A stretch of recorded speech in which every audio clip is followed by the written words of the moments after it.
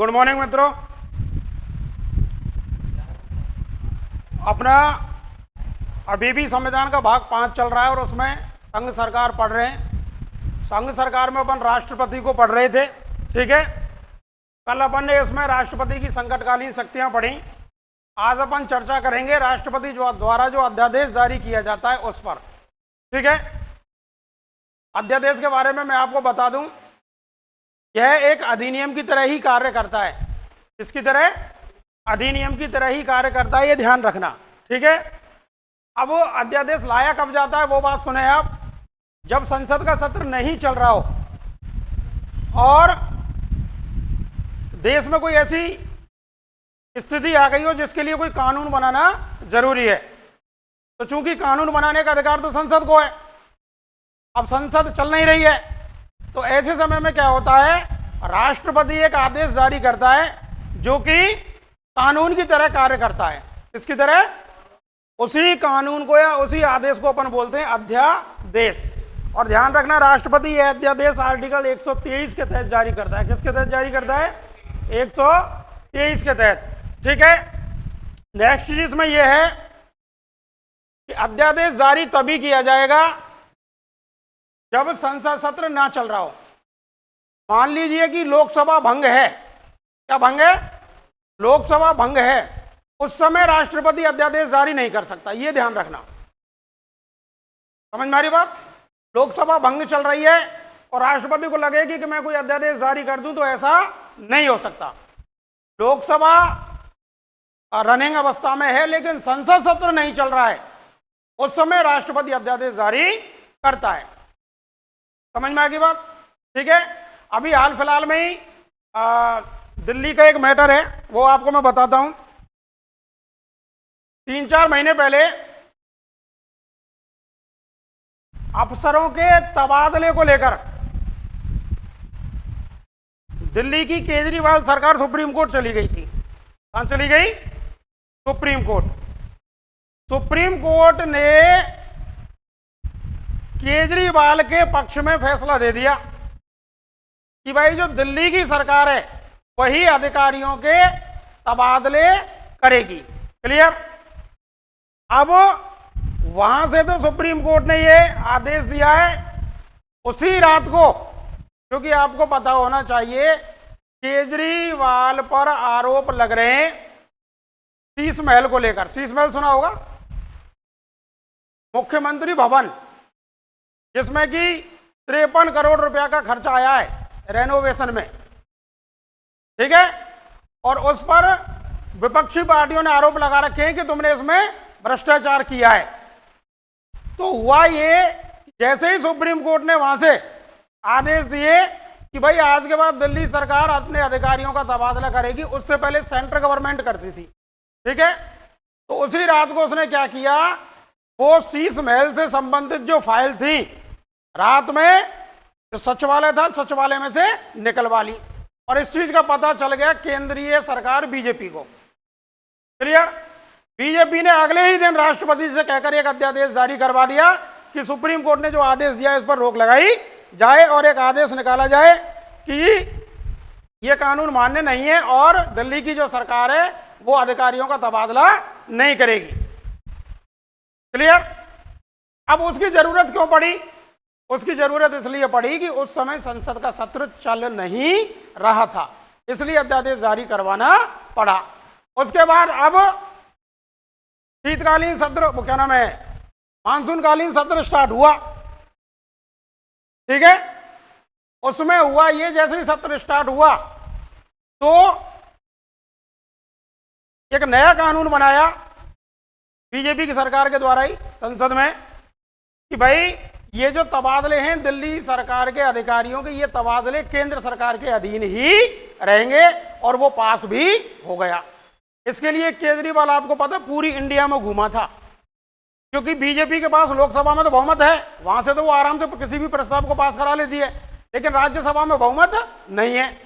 तो राज्यसभा में उसको बहुमत ना मिले, देश की और पार्टियां बीजेपी को सपोर्ट ना करे इस प्रस्ताव पर, दिल्ली वाले पर, इसलिए केजरीवाल पूरे भारत में सभी राज्यों के मुख्यमंत्रियों के पास घुमा था कि भाई तुम्हारे जो राज्यसभा में सांसद हैं वो इस प्रस्ताव के विरोध में वोटिंग कर दें, जिससे कि यह प्रस्ताव संसद में गिर जाए और यह कानून ना बन पाए।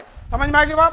तो बात समझना बेटा, अध्यादेश जो है वो राष्ट्रपति जारी करता है, और जारी तब करता है जब संसद का सत्र नहीं चल रहा हो। ठीक है। एक और चीज ध्यान रखना, राष्ट्रपति जो अध्यादेश जारी करता है, क्या इसका न्यायिक पुनरावलोकन हो सकता है, न्यायिक समीक्षा हो सकती है? राष्ट्रपति जो अध्यादेश जारी करता है, क्या उसकी न्यायिक समीक्षा हो सकती है? हाँ या ना?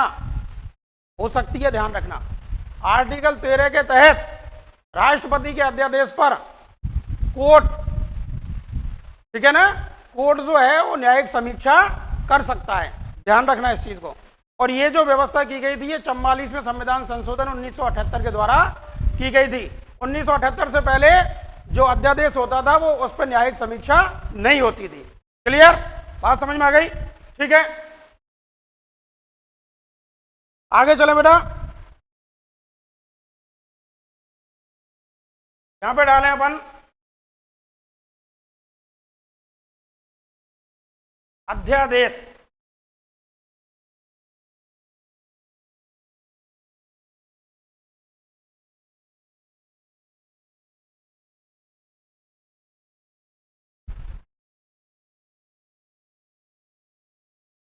अध्यादेश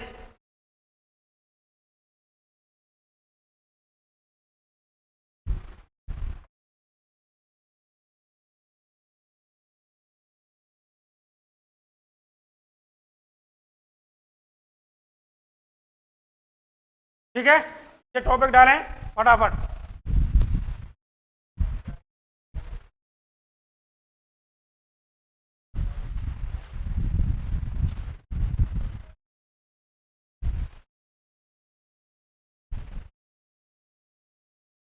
इसमें लिखना है आर्टिकल 123, राष्ट्रपति अध्यादेश जारी करता है। इसके तहत कौन करता है?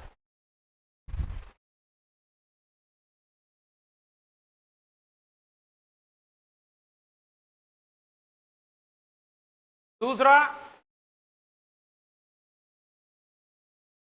आर्टिकल 213, क्या हो रहा है? रुक जाओ एक मिनट। राज्यपाल जारी करता है।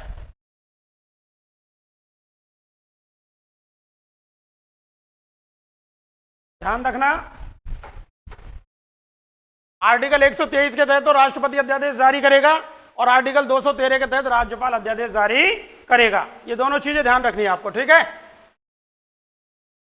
अब बात करते हैं कि कब अध्यादेश जारी होता है। तो नीचे नोट डाल के लिखेंगे,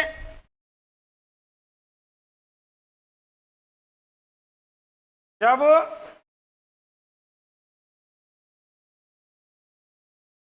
संसद सत्र नहीं चल रहा होता तो राष्ट्रपति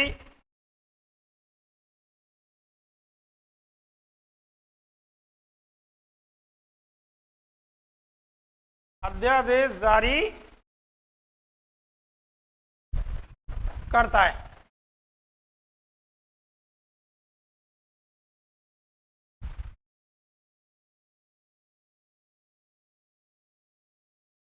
और एक और नोट डाल के लिखेंगे, अगर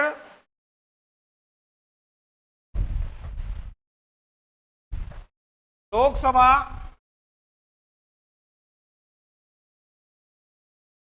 भंग चल रही हो तो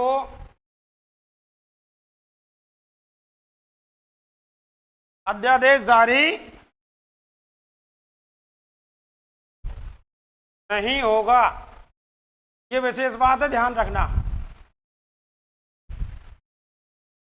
अगर लोकसभा भंग चल रही हो तो अध्यादेश जारी नहीं होगा मित्रों। ठीक है, अब एक चीज ध्यान रखना, अध्यादेश एक अस्थायी कानून होता है।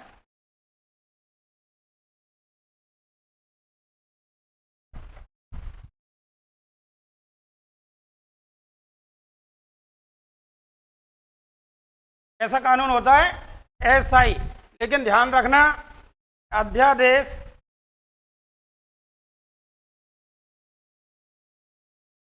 अधिनियम की भांति कार्य करता है।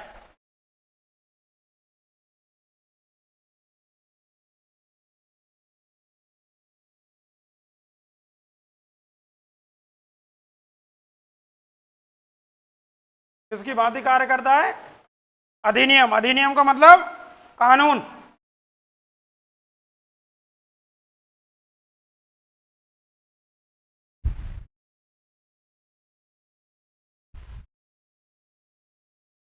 अच्छा एक चीज बताओ, मान लीजिए कि आज अध्यादेश जारी किया, तो वो अध्यादेश आज से ही लागू होगा क्या,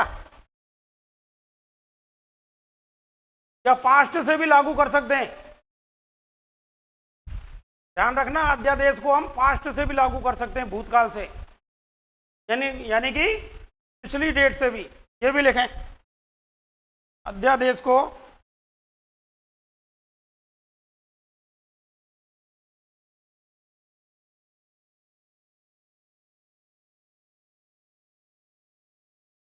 काल से भी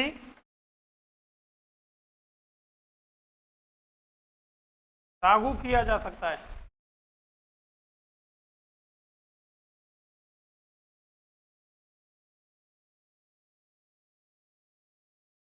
अध्यादेश को भूतकाल से भी लागू किया जा सकता है।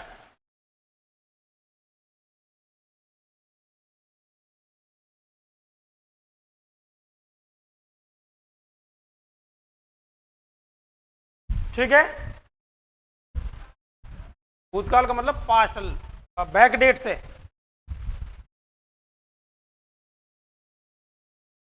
नहीं, मैं वही चीज समझा रहा हूं आपको। मान लीजिए कि आज अध्यादेश जारी किया, ठीक है ना, तो हम उस अध्यादेश को पिछले 2 दिन पहले से भी जारी कर सकते हैं, लागू कर सकते हैं। समझ में आ गई बात? क्लियर? ये ध्यान रखना है। आगे लिखें बेटा, आर्टिकल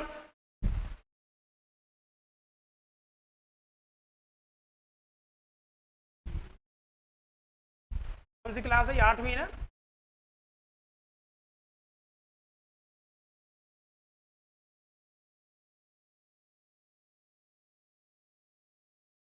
और कहाँ फिर?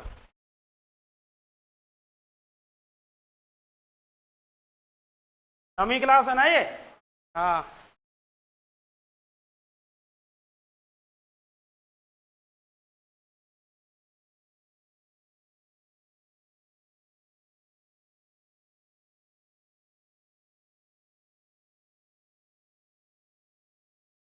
आगे लिखें बेटा, देखें आर्टिकल 13 के तहत, आर्टिकल 13 के तहत अध्यादेश, आर्टिकल 13 के तहत अध्यादेश की न्यायिक समीक्षा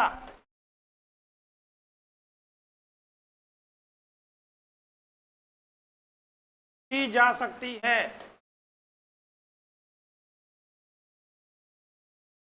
न्यायिक समीक्षा की जा सकती है। ठीक है, अब देखें बेटा, अध्यादेश जो है वो आंशिक रूप से लोकतंत्र के खिलाफ है। अध्यादेश क्या है? आंशिक रूप से लोकतंत्र के खिलाफ। अध्यादेश आंशिक रूप से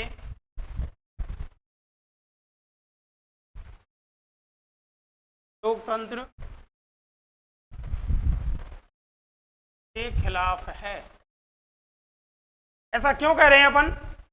ऐसा इसलिए कह रहे हैं कि जनता के लिए कानून बनाने का अधिकार संसद को है, और संसद में जो सांसद बैठते हैं उनको हम चुनकर भेजते हैं। क्लियर? और वो हमारे लिए कानून एवं योजनाएं बनाते हैं। लेकिन जब एक ही व्यक्ति कानून बना ले, समझ में आ रही बात, तो फिर वो क्या हो जाता है, वो लोकतंत्र के खिलाफ बात हो जाती है। फिर उसमें लोगों की हिस्सेदारी कहां रही? भाई हमारे प्रतिनिधि के तौर पर सांसद जो हैं वो संसद में बैठे हैं, ठीक, और वो हमारे लिए कानून बनाते हैं। वो तो एक लोकतांत्रिक तरीका है कानून बनाने का। लेकिन एक आदमी अगर कोई अध्यादेश जारी कर दे, कोई कानून लागू कर दे, तो वो जो है कहीं ना कहीं लोकतंत्र के खिलाफ होता है। समझ में आ रही बात कि ना रही? जब संसद कानून बनाए तो वो लोकतांत्रिक कानून है, लोकतांत्रिक तरीका है कानून बनाने का। लेकिन जब राष्ट्रपति कानून बना दे सीधा, ठीक है ना, बगैर संसद के, तो वो कहीं ना कहीं लोकतंत्र के खिलाफ होता है। ठीक है, तो ये ध्यान रखना। इसीलिए अपन कह रहे हैं कि साहब ये आंशिक रूप से क्या है, लोकतंत्र के खिलाफ है, आंशिक रूप से। लेकिन ठीक है, आगे लिखें, अध्यादेश का आयु काल निश्चित होता है, ये ध्यान रखना बेटा।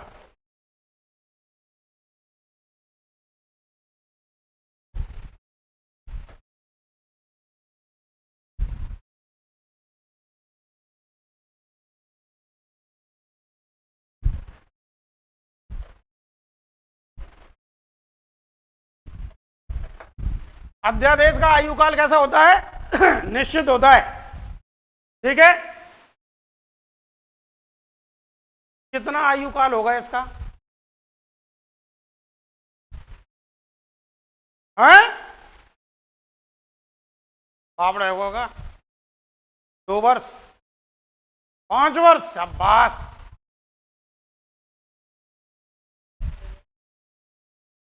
मैं आपको ऑप्शन दे रहा हूं।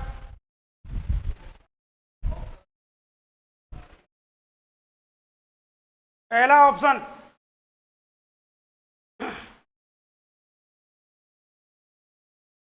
44 दिन,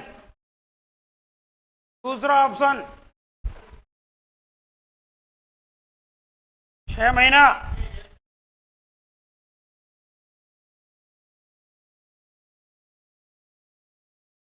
छह महीना 42 दिन, तीसरा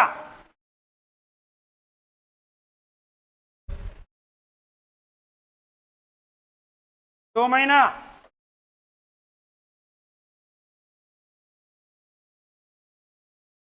छह सप्ताह। बताओ क्या उत्तर होगा? बताओ जल्दी। 1 और बताओ क्या? 6 सप्ताह में बिहार या में? अच्छा, 44 दिन है ऊपर। और कोई बताओ?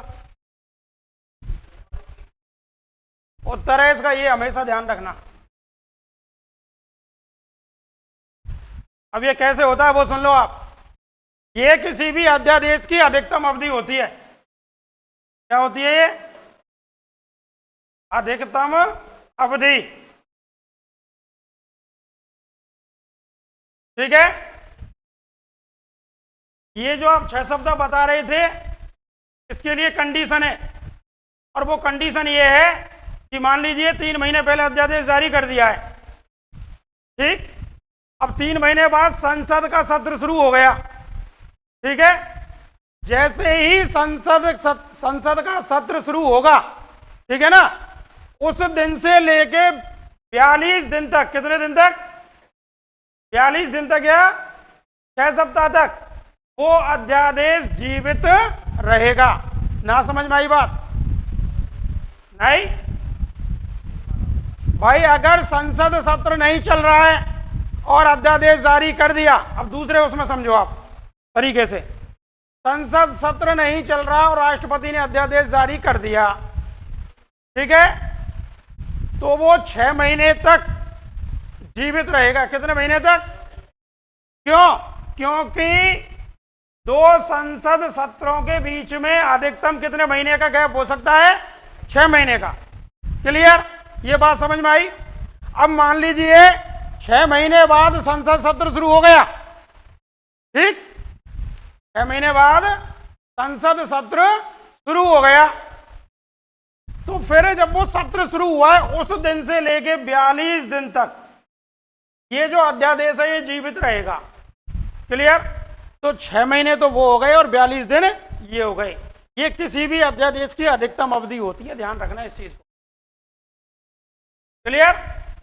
अब देखो होगा क्या, जैसे ही संसद सत्र शुरू होगा तो या तो वो इसको पास कर देगा 42 दिन के अंदर अंदर, या संसद जो है वो इसको खत्म कर देगी। क्लियर? अगर वो इसको ना तो पास कर दी और ना ही खत्म कर दी है, ठीक है ना, तो 42 दिन बाद ऐसा अध्यादेश अपने आप ही समाप्त मान लिया जाता है। समझ में आ रही है क्या बात करना आ रही है? मान लीजिए 1 जनवरी 2023 को राष्ट्रपति ने अध्यादेश जारी कर दिया, 1 जनवरी 2023 को। अब जो सत्र शुरू हो रहा है जनवरी, फरवरी, मार्च, अप्रैल, मई और जून, 1 जून को अब शुरू हो गया, तो 6 महीने का समय तो ये मिल गया अध्यादेश को।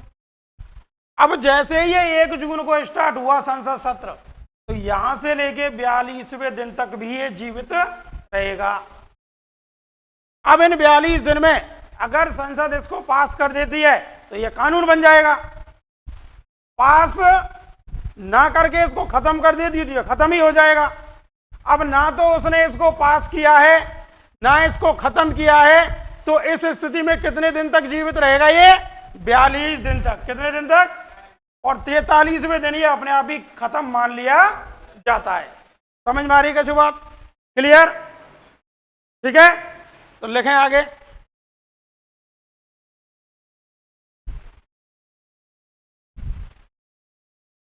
आयु काल निश्चित होता है और नीचे लिखेंगे इसकी अधिकतम अवधि।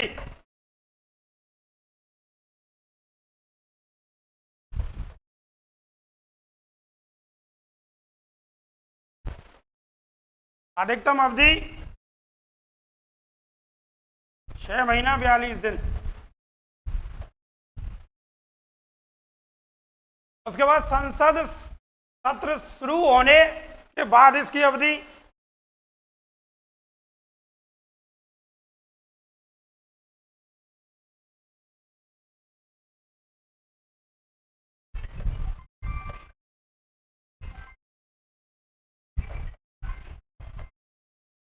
42 दिन।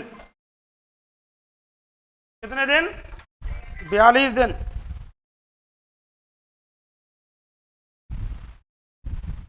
क्लियर?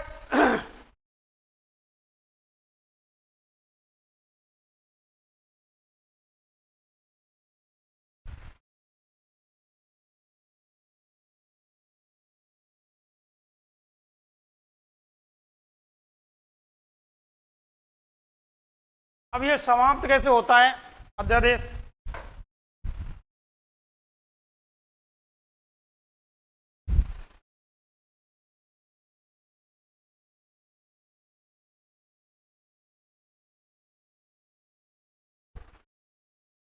समाप्त देखें, पहली कंडीशन है कि राष्ट्रपति इसे स्वयं वापस ले लें।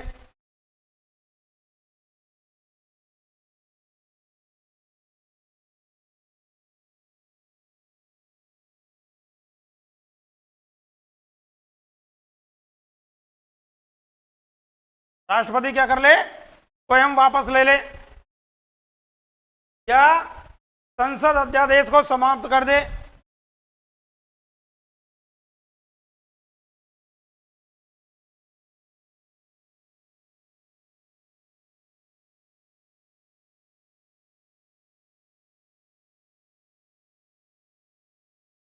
क्या कर दे? संसद अध्यादेश को समाप्त कर दे।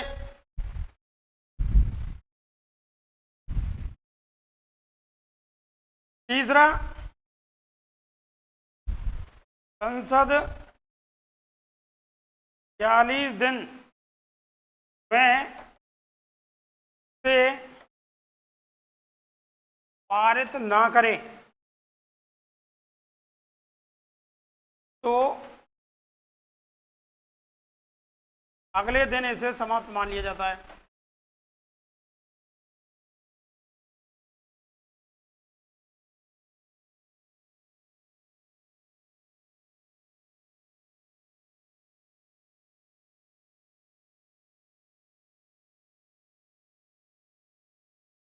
तो 3 कंडीशंस में ये समाप्त हो जाता है। ठीक है, पहला, राष्ट्रपति अपने अध्यादेश को स्वयं वापस ले ले। दूसरा, संसद अध्यादेश को क्या कर दे, समाप्त कर दे 42 दिन के अंदर अंदर। या फिर संसद 42 दिन में से पारित ना करे तो ये 43वें दिन यानी कि नेक्स्ट डे अपने आप ही क्या होगा, समाप्त मान लिया जाएगा। ठीक है मित्रों, इसके बाद अपन थोड़ी सी और बात कर लेते हैं, और वो बात है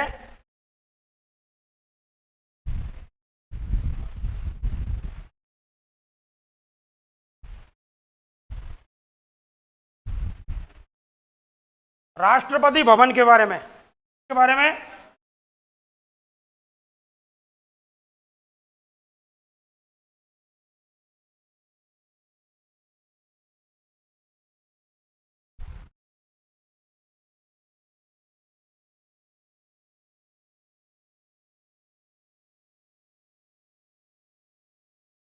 राष्ट्रपति भवन, पहली बात तो ये कि कहां पर है भैया, क्या बात है, ध्यान रखिए। ठीक है, ठीक, दिल्ली में प्रॉपर स्थान जो है उसका नाम लिखेंगे रायसीना की पहाड़ी, अरावली पर्वतमाला, दिल्ली।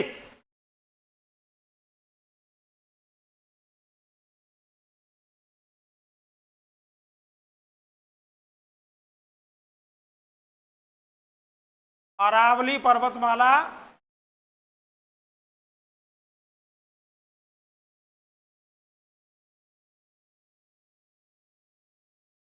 दिल्ली में राष्ट्रपति भवन बना हुआ है। ठीक है, अब एक और चीज ध्यान रखना है, इसका नक्शा कब तैयार किया गया था। नक्शा 1911 में एडविन लुडविन के द्वारा।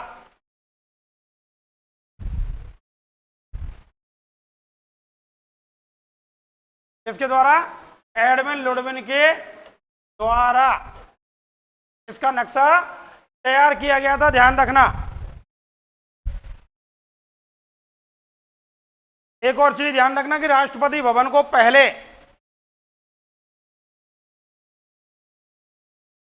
राष्ट्रपति भवन को पहले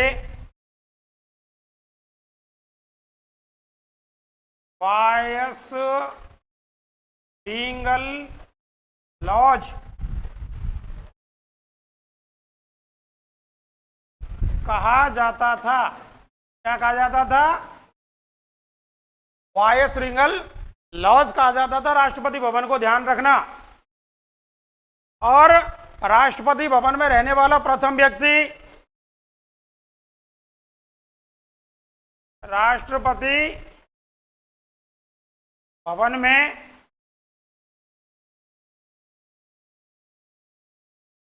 रहने वाला प्रथम व्यक्ति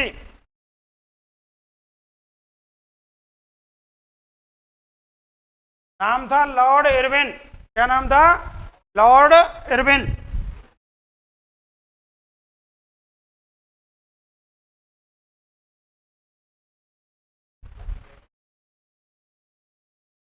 सबसे पहले इस भवन में जो व्यक्ति रहा उसका नाम लॉर्ड इरविन था।